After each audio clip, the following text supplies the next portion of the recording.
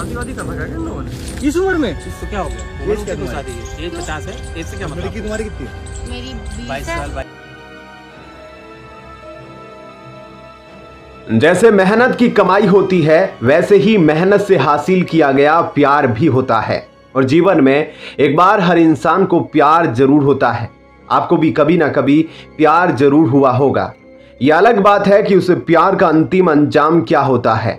कुछ लोगों को प्यार उनके अंतिम मंजिल तक ले जाता है तो किसी का प्यार इतना ज़्यादा खतरा बन जाता है कि बात बहुत खराब हो जाती है।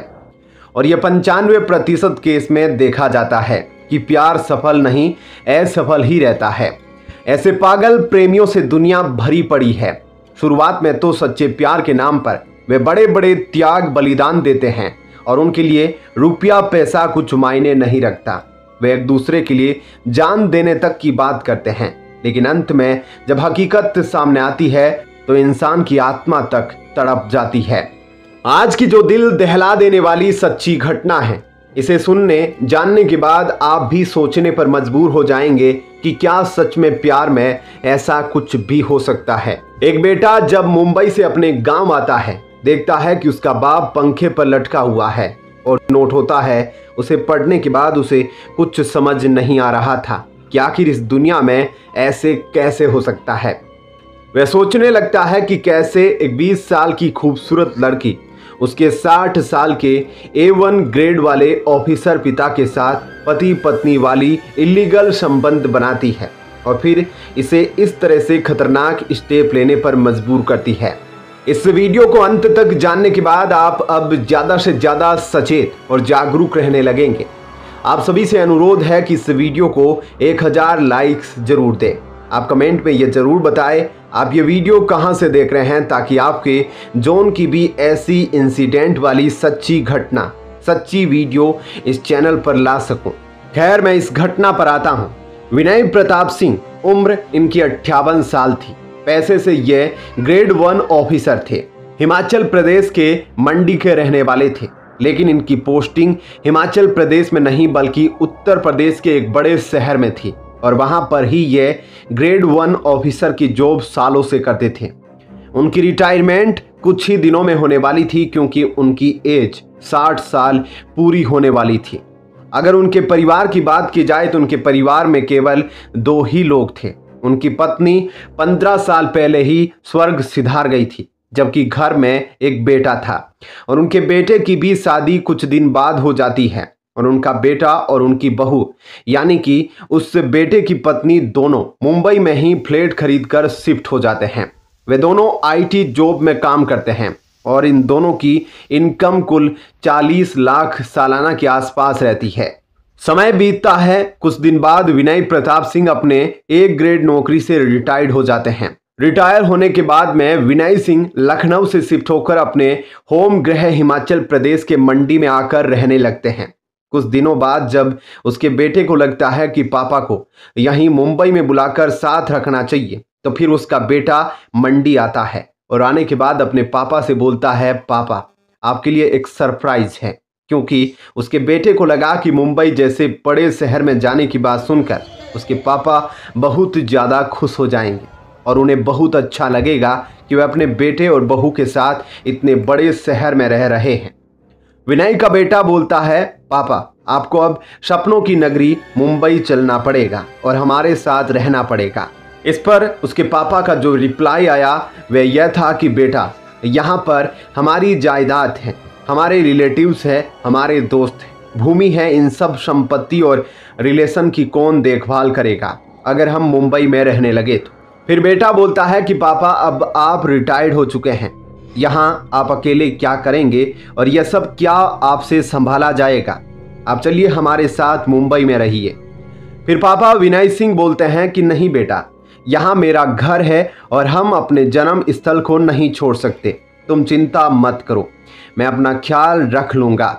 लाख मनाने के बाद भी उनके बेटे बहू को लगता है कि पापा शायद इमोशनल हो गए हैं और इसलिए बेटा भी ज़्यादा जोर नहीं करके उनकी पसंद की जगह पर रहने के लिए छोड़ देता है। यह सब बात होने के एक दिन बाद बेटा अपनी पत्नी के साथ वापस मुंबई चला आता है।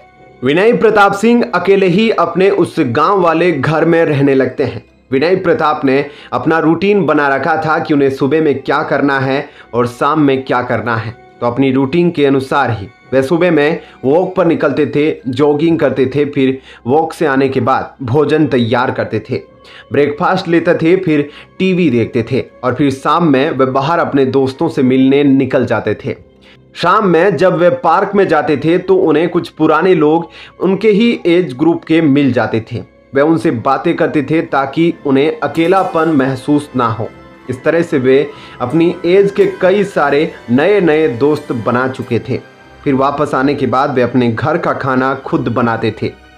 स्टार्टिंग में वे खाना खुद बनाते थे, लेकिन कुछ समय बाद उन्हें एक अच्छी कुक मिल गई।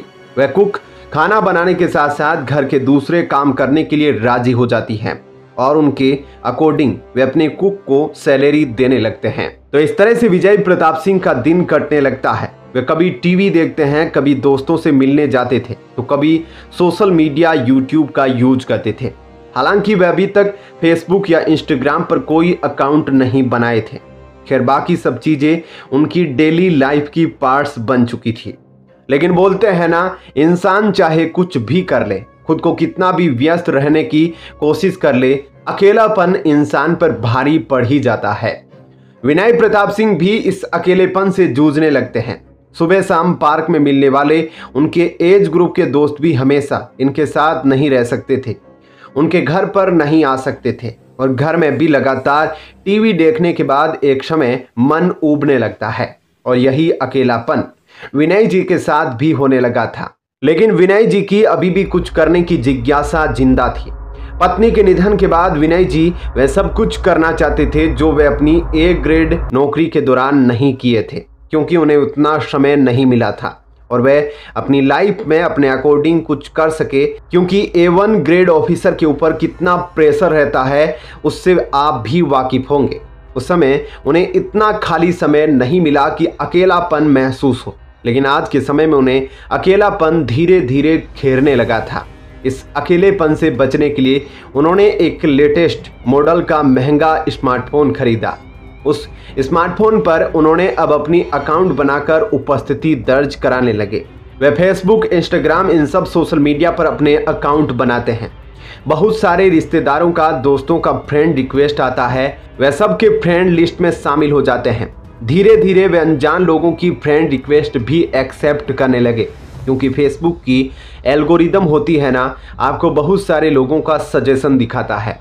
तो उन अनजान लोगों के सजेशन लिस्ट में भी ये आने लगे थे, इसलिए अनजान लोग भी इन्हें फ्रेंड रिक्वेस्ट भेजने लगे। उनके फेसबुक पर जो प्रोफाइल थी वह काफ़ी दमदार प्रोफाइल थी और काफ़ी अच्छे फोटो लगा रखे थे और वे अपने पावरफुल एटीट्यूड वाले फोटोज़ भी पोस्ट कर रखे थे। तो शायद ज़्यादा फ्रेंड रिक्वेस्ट आने की वजह यह भी हो सकती थी। और एक दिन जब वे अपनी फेसबुक को ओपन करते हैं तो देखते हैं कि फिर से 8-10 फ्रेंड रिक्वेस्ट आ पड़ी थी और इन रिक्वेस्ट में एक लड़की की भी फ्रेंड रिक्वेस्ट आती है। और उस लड़की के प्रोफाइल को देखने के बाद विनय जी उस लड़की की फ्रेंड रिक्वेस्ट एक्सेप्ट कर लेते हैं। वह लड़की देखने में काफ़ी खूबसूरत थी, लेकिन उसके फ्रेंड रिक्वेस्ट को एक्सेप्ट करने से पहले विनय जी ने उस लड़की के प्रोफाइल को और खंगाला तो पता चला कि वह लड़की इंडियन है, लेकिन इस समय वह कनाडा में रह रही है। कोई भी अगर अपने देश की लड़की विदेशों में रहती है तो उससे बात करने की इच्छा स्वाभाविक रूप से और ज़्यादा होने लगती है और लड़की विनय जी से अच्छे तरीके से बात करना शुरू करती है। विनय प्रताप सिंह जी को उस लड़की से बात करना काफ़ी अच्छा लगने लगा और लड़की ने विनय सिंह को अपना नाम सोनिया बताया और कहा कि वह भी हिमाचल प्रदेश के कांगड़ा की रहने वाली है।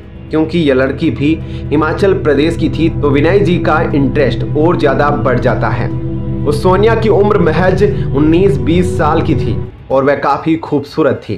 खैर, धीरे धीरे दोनों में बातचीत होने लगती है और बातचीत में ही सोनिया विनय जी को बताती है कि वह कांगड़ा में इसलिए नहीं रहती क्योंकि उसकी माँ बहुत पहले गुजर चुकी थी और पिताजी भी 2 साल पहले गुजर गए। उसके बाद उसके अंकल उसे कनाडा लेकर चले जाते हैं क्योंकि यहाँ पर वह अकेले नहीं रह सकती थी। उसके अंकल के भी कनाडा में बहुत ज़्यादा प्रॉपर्टी रहती है और इस तरह से विनय जी भी अपने बारे में सब कुछ बताते हैं कि उनकी पत्नी को भी गुजरे हुए लगभग 10 से 15 साल हो गए हैं और वह क्या करते थे और उसके बेटे बहू कहाँ रहते हैं, यह सब कुछ वह उस 19 साल की सोनिया को बता देते हैं। और यह बातचीत इतनी बढ़ गई कि दोनों बिना बात किए वे एक दिन भी नहीं रह सकते थे। बातचीत होते होते एक दिन विनय जी को उसे वीडियो कॉल पर देखने का शौक जताया। उसके बाद लड़की बोलती है इसमें कौन सी बड़ी बात है, और वीडियो कॉल विनय जी जब उसे करते थे तो वह भी वीडियो कॉल पर आकर उनसे बातचीत करती थी। वीडियो कॉल के बाद दोनों में दोस्ती और गहरी हो जाती है और विनय जी अंदर ही अंदर बहुत खुश रहने लगते हैं। हालांकि विनय सिंह सोनिया को ऐसा कुछ नहीं बताता है कि वह उसे प्यार करता है या फिर इस तरह से जुड़ी कोई भी बात अभी तक विनय सिंह सोनिया के समक्ष इजहार नहीं किए थे। विनय सिंह से लड़की 40 साल छोटी है, क्योंकि यह 60 साल का था और वह 19 साल की थी, तो इसलिए उसे डायरेक्ट कोई भी बात इजहार करने में कतराता है। कुछ दिन बाद सोनिया विनय सिंह को बताती है कि उसे किसी जरूरी काम से इंडिया में अगले हफ्ते आना है। इस पर विनय सिंह बोलता है यह तो अच्छी बात है, सोनिया एक बात सुनो, तुम जब भी भारत आना मुझसे बिना मिले नहीं जाना। फिर सोनिया बोलती है ठीक है, इसमें मुझे भी खुशी होगी एक नए आदमी से फेस टू फेस मिलने में। फिर एक सप्ताह बाद सोनिया की कनाडा से दिल्ली की फ्लाइट रहती है और वह दिल्ली आती है और दिल्ली से डायरेक्ट मंडी पहुंचती है और मंडी जाने के बाद वह विनय सिंह को कॉल करती है। कॉल पर सोनिया विनय सिंह को बताती है कि उसने अपने सभी काम भी कर लिए हैं और अभी वह मंडी भी आ चुकी है। फिर विनय सिंह के खुशी के ठिकाने नहीं रहते। विनय सिंह सोनिया को पिक करने उसके होटल में जाता है और वहां से उसे अपने घर लाता है। लाने के बाद वे दोनों एक दूसरे को काफ़ी हक करते हैं, बातचीत करते हैं। वे दोनों एक दूसरे से ऐसे बात कर रहे थे मानो वे एक दूसरे को जन्मों से जानते हो। फिर विनय सिंह सोनिया को बोलते हैं कि सोनिया एक बात कहूँ, लेकिन मुझे यह नहीं पता कि यह बात तुम्हें अच्छी लगेगी या बुरी लगेगी। इस पर सोनिया बोलती है मैं बुरा क्यों मानूंगी, आपकी बातों को मैं हमेशा अच्छा ही लेती हूँ। फिर विनय सिंह सोनिया को बोलते हैं कि तुम मुझे बहुत अच्छी लगती हो और मैं तुमसे मोहब्बत भी करता हूँ। इस बात को सुनने के बाद सोनिया विनय सिंह से लिपट जाती है और उनको हग करने लगती है और अपनी आंखों में आंसू ला देती है। सोनिया बोलती है मैं भी यही बोलने की सोच रही थी, लेकिन मैं यह भी सोच रही थी कि लोग क्या कहेंगे हमारे एज डिफरेंस को देखकर, इसलिए वह यह सब कुछ इजहार नहीं कर पा रही थी। इस पर विनय सिंह बोलता है कि सोनिया मैं तुम्हारे लिए दुनिया से लड़ने के लिए तैयार हूँ और लोग क्या कहेंगे क्या सोचेंगे इसके बारे में तुम्हें फिक्र नहीं करनी चाहिए।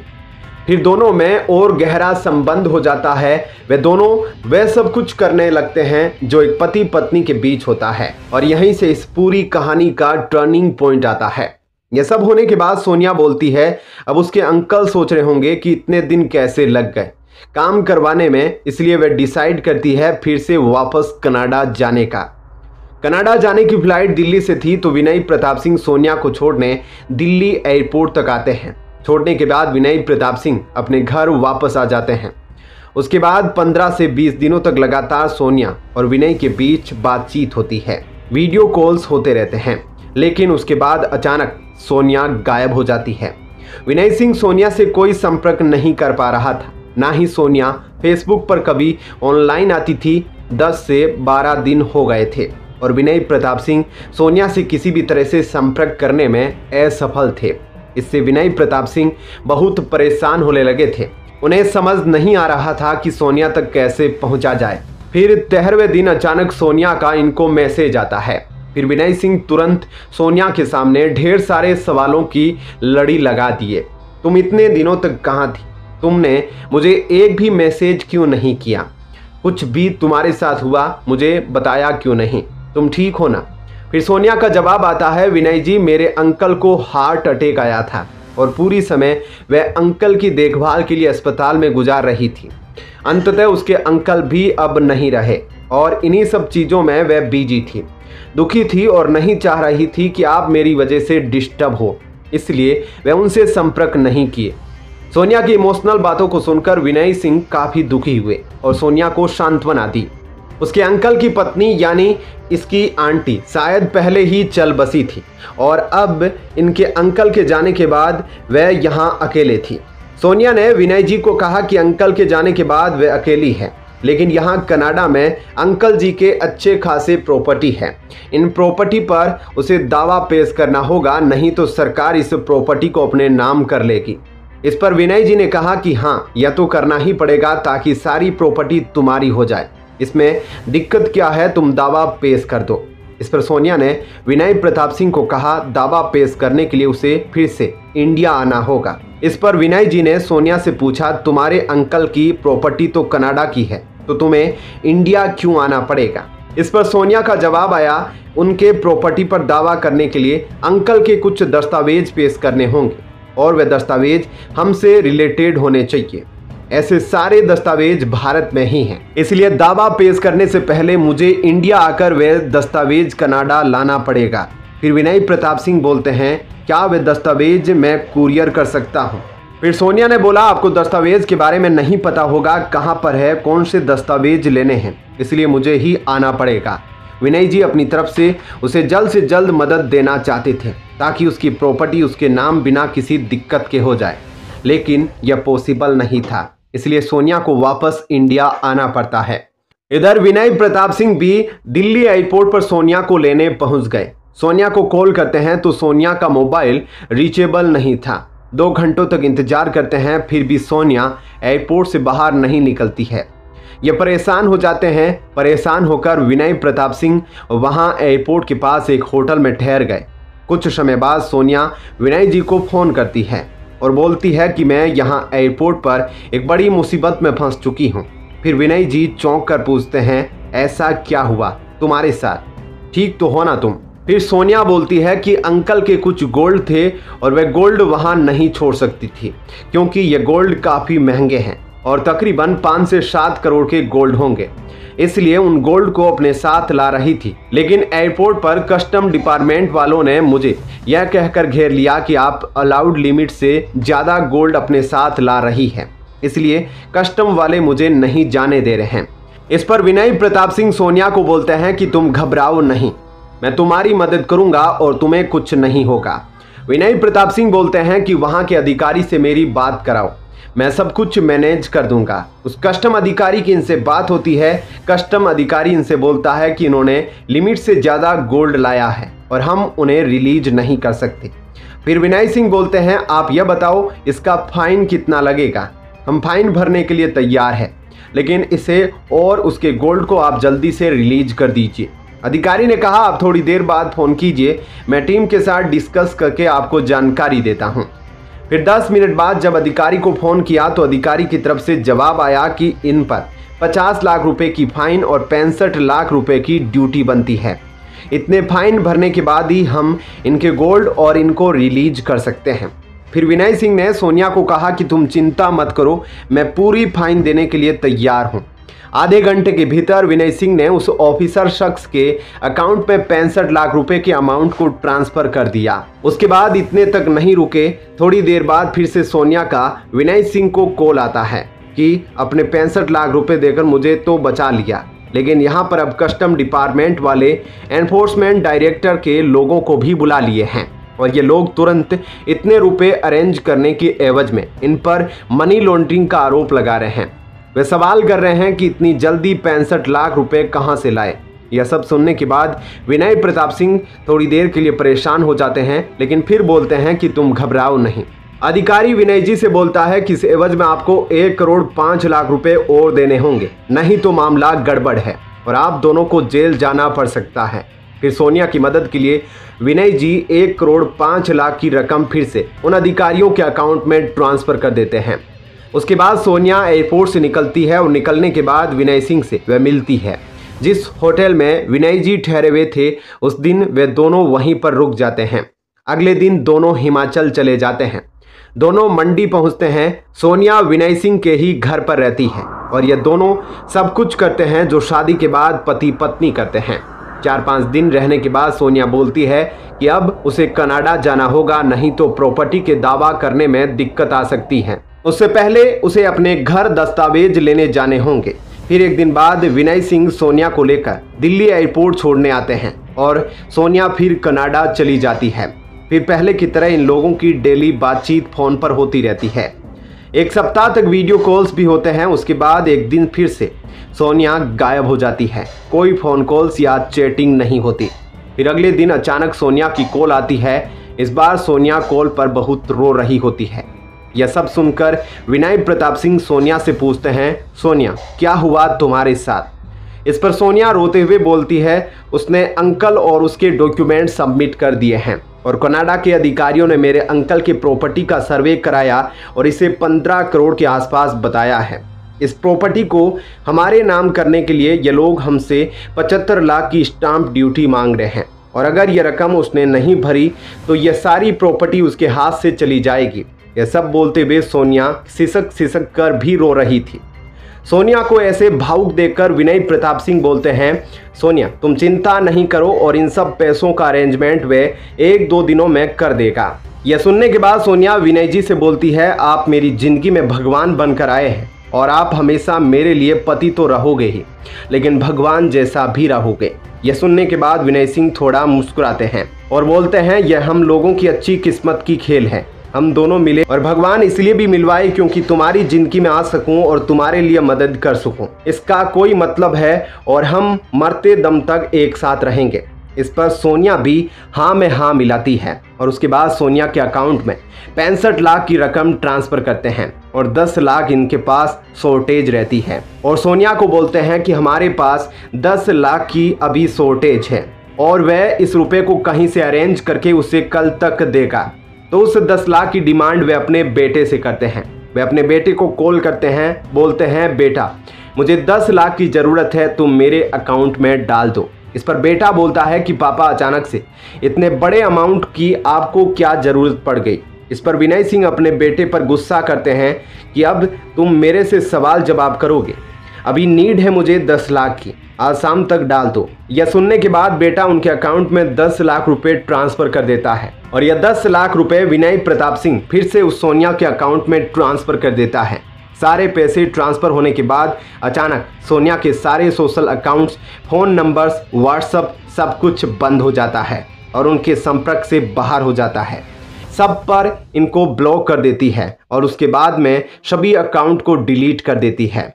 शायद विनय प्रताप सिंह को अभी तक यह एहसास नहीं था कि उनके साथ बहुत बड़ा धोखा हुआ है और अभी भी समझ रहे थे कि फिर से सोनिया का कॉल आएगा। विनय प्रताप सिंह के साथ बहुत बड़ा धोखा हुआ।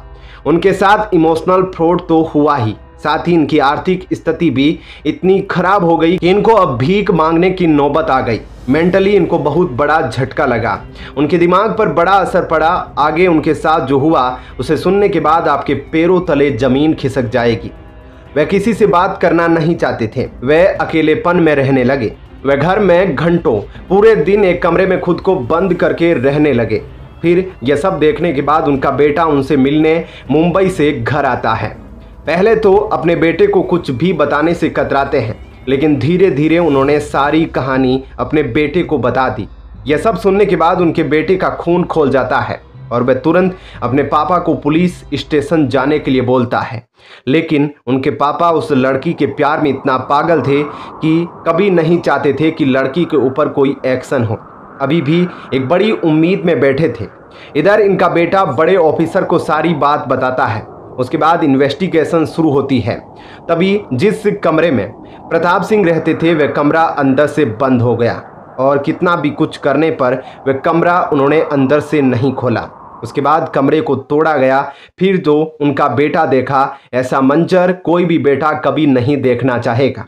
विनय जी पंखे पर लटके हुए थे और वह अब इस दुनिया को अलविदा कह चुके थे।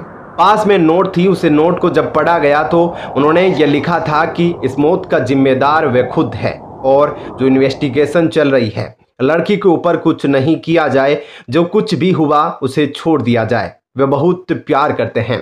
यह सब पढ़ने सुनने के बाद वहां पर जितने लोग थे सबकी आंखों में आंसू थे। बाद में एक सूत्र से पता चलता है कि उस लड़की ने यह सब प्लानिंग एक सोची समझी साजिश के तहत कर रखी थी और वह शायद इंडिया में कहीं रहती थी। तो दोस्तों, इस कहानी से आप सचेत रहिए। इस वीडियो को शेयर करके लोगों को जागरूक कीजिए, क्योंकि आजकल ऐसी घटनाएं होती हैं जो लोगों को पता नहीं रहती और उनके साथ हो जाती है। इस कहानी का मकसद है मैं आपको सच्ची घटना से जुड़ी जानकारी देता रहूं। चैनल को सब्सक्राइब करके रखिए। धन्यवाद।